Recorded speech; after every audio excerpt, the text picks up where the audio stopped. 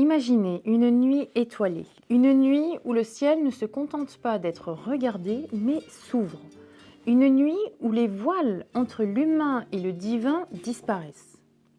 Une nuit où un homme, Mohammed sallallahu alayhi wa sallam, traverse le monde visible, franchit les cieux, dépasse les anges et se tient à 2 longueurs d'arc de la présence divine. Une nuit où, à l'invitation de rester en compagnie de son Créateur, dans une tranquillité céleste, notre bien-aimé prophète sallallahu alayhi wa sallam répond qu'il doit retourner sur terre et continuer sa vie semée d'obstacles, d'épreuves et d'embûches. Restez avec moi, je vous dis ce qui a été si décisif pour que notre prophète sallallahu alayhi wa sallam choisisse la terre aux cieux. Avant de continuer, likez cette vidéo, partagez-la et abonnez-vous pour plus de vidéos encore.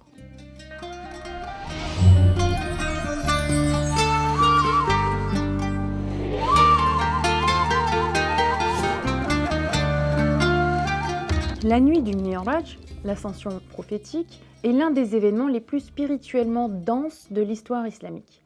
Cette nuit exceptionnelle relatée dans le Coran et les hadiths a lieu la 27e nuit du mois béni de Rajab, soit 18 mois avant l'hégire. C'est pas seulement un récit historique, c'est une consolation qui arrive au cœur des épreuves. C'était effectivement une période rude durant laquelle notre bien-aimé prophète sallallahu alayhi wa sallam était ciblé par le boycott des Mécois. Il a perdu son oncle protecteur Abu Talib. Il a perdu sa femme, sa confidente, son plus grand soutien, Khadija la fidèle. Et il vient de subir une tentative d'humiliation par les habitants de la ville de Taïf. Au plus fort de la détresse, Allah lui ouvre une porte vers l'infini. Derrière ce voyage extraordinaire se cache une question centrale. Quel message le Mi'raj adresse-t-il aux croyants d'aujourd'hui et comment cette nuit peut-elle devenir une ascension spirituelle dans nos propres vies? Résumons rapidement ce qu'est le Mi'raj. C'est en fait un voyage qui commence par l'Isra, donc une marche nocturne durant laquelle l'ange Jibril alayhi salam fend la poitrine de l'envoyé d'Allah sallallahu alayhi wa sallam, purifie son cœur avec l'eau de Zamzam, puis notre saint prophète sallallahu alayhi wa sallam chevauche le Buraq, donc c'est un être qui parcourt en un clin d'œil ce qu'un homme mettrait 1 mois à traverser. Ils arrivent à Jérusalem et ici, ils dirigent la prière avec les esprits des prophètes qui l'ont précédé. Et d'ailleurs, ça, c'est le signe éclatant de l'universalité du message qu'il a à transmettre. Puis commence le Mi'raj, l'ascension céleste. Il visite les 7 cieux, il rencontre certains des prophètes, il voit les réalités de l'au-delà et passe au-delà du Sidrat al-Muntaha, là où même Jibril alayhi salam ne peut se tenir.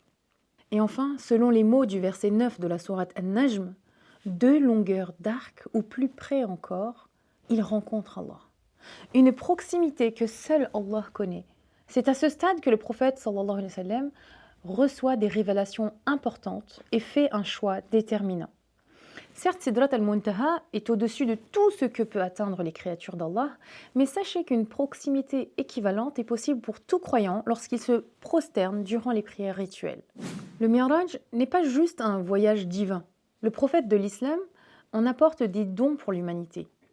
Déjà, les 5 prières quotidiennes. Notre bien-aimé prophète, sallallahu alayhi wa sallam, revient avec ce cadeau immense, la prière, décrite comme le Mi'raj de chaque croyant. Chaque prosternation devient une élévation. Les prières quotidiennes sont un pilier de l'islam, une obligation, mais aussi et surtout un cadeau. Un rendez-vous en tête-à-tête avec notre Créateur. Un moment privilégié plutôt qu'une contrainte. Deuxième don de cette nuit, donc c'est là que le bien-aimé d'Allah reçoit les 2 derniers versets de la sourate Al-Baqarah.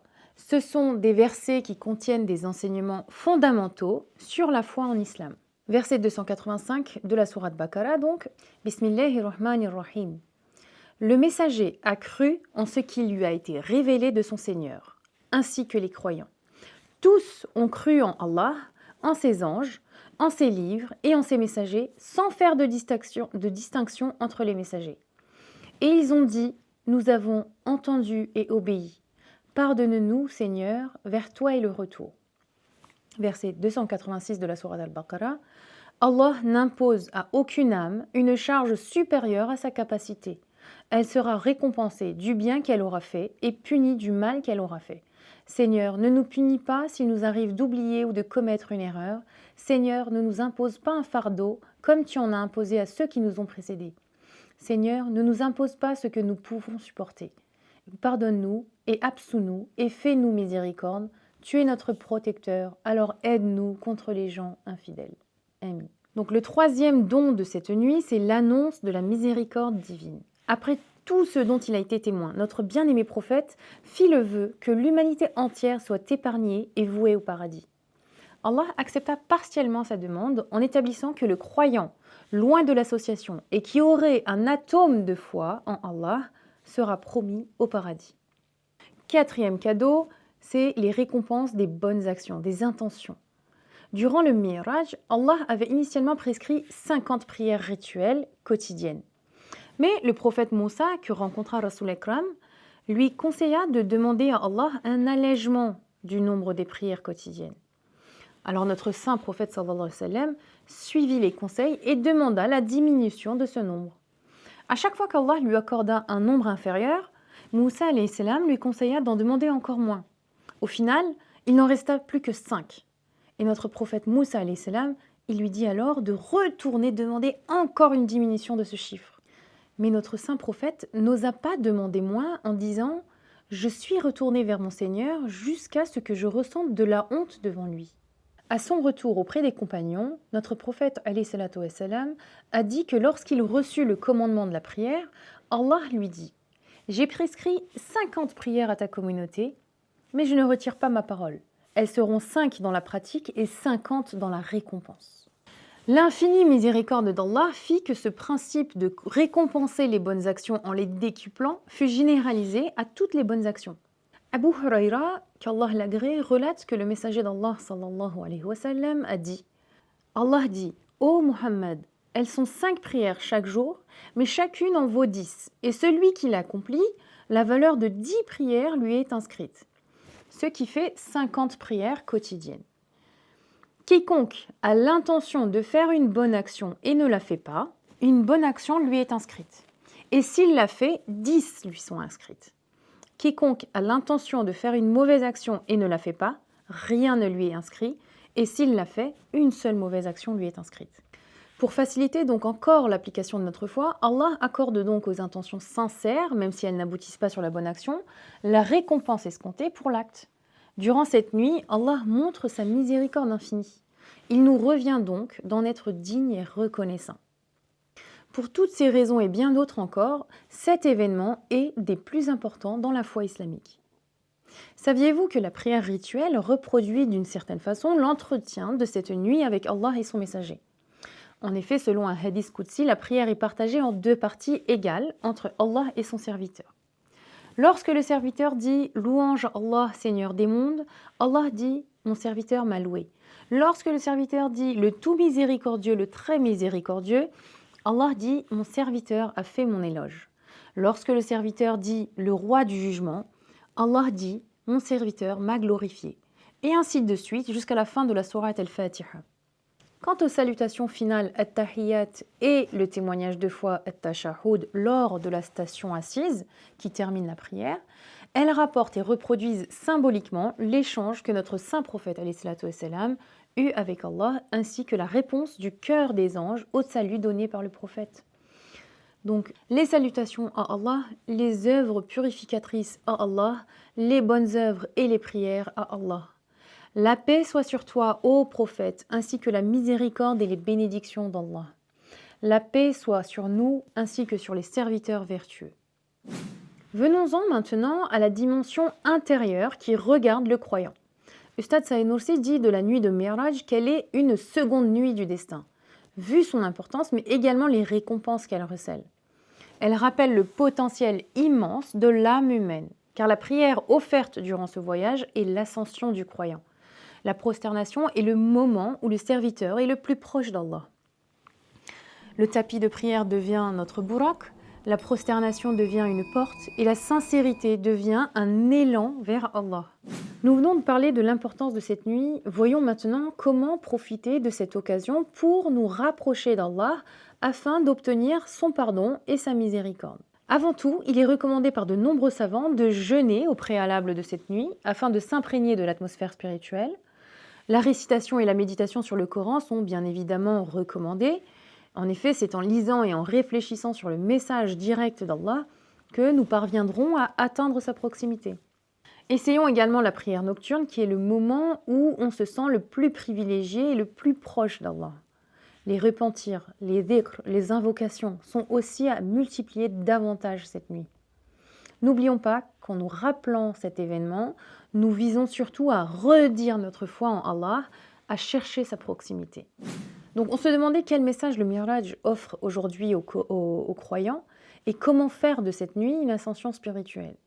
Le Miraj enseigne que la véritable élévation ne passe ni par les succès matériels, ni par l'absence d'épreuves, mais par la prière sincère, l'intimité recherchée avec Allah, le dépassement du moi égoïque, l'intention pure, la fidélité au chemin des prophètes. Cette nuit nous rappelle que chacun de nous peut vivre un miraj intérieur, une capacité sacrée à s'élever, à guérir et à avancer, même dans les moments les plus sombres. J'aimerais terminer sur un dernier élément de l'échange entre Allah et notre saint prophète durant l'ascension. Cet épisode me touche énormément. Je ne peux me permettre de clôturer cette vidéo sans le mentionner. Allah donc, durant le Miraj, invita notre saint prophète alayhi salatu wassalam, à rester en sa présence, ce qui aurait été une forme de libération de l'ensemble des épreuves qu'il subissait à la Mecque. Mais notre saint prophète refusa avec révérence en mentionnant l'humanité. Il ne pouvait pas se résoudre à laisser l'humanité sans son guide. Il a donc préféré endurer les épreuves injustes et insoutenables que les Mécois lui infligeaient dans le but de les sauver, eux et tous ceux qui accepteraient d'écouter le message qu'il avait à transmettre. Ô Allah, toi qui as ouvert les cieux à ton bien-aimé en cette nuit bénie, ouvre aujourd'hui nos cœurs, même d'un fil de lumière, à la proximité que tu lui as accordée. Ô Seigneur, comme tu as purifié le cœur de ton prophète avec l'eau de Zamzam, purifie nos intentions de toute ostentation, purifie nos pensées de toute agitation, purifie nos âmes de tout ce qui les éloigne de toi. Fais de nos prières un miraj quotidien, de nos prosternations un refuge et de nos épreuves un tremplin vers ta miséricorde. Ô toi, la lumière des lumières, donne-nous la douceur d'un cœur qui veut s'élever, la force d'un esprit qui veut persévérer et l'espérance d'une âme qui refuse d'abandonner. Ô Allah, accorde-nous une part de cette ascension, une ascension qui nous libère de nos peurs, qui apaise nos blessures, qui nous rapproche de toi. Fais de cette nuit un tournant dans nos vies, un moment où nos cœurs changent de direction, où notre âme choisit enfin ta lumière plutôt que nos ombres. Ô très miséricordieux, donne-nous un amour qui ressemble à celui de ton prophète, un amour qui fait préférer les autres à soi-même, un amour qui peut faire dire « Ya Rab, si eux ont besoin de moi, laisse-moi redescendre. » Accorde-nous de vivre cette nuit comme une rencontre et d'en ressortir encore plus proche de toi que lorsque nous y sommes entrés.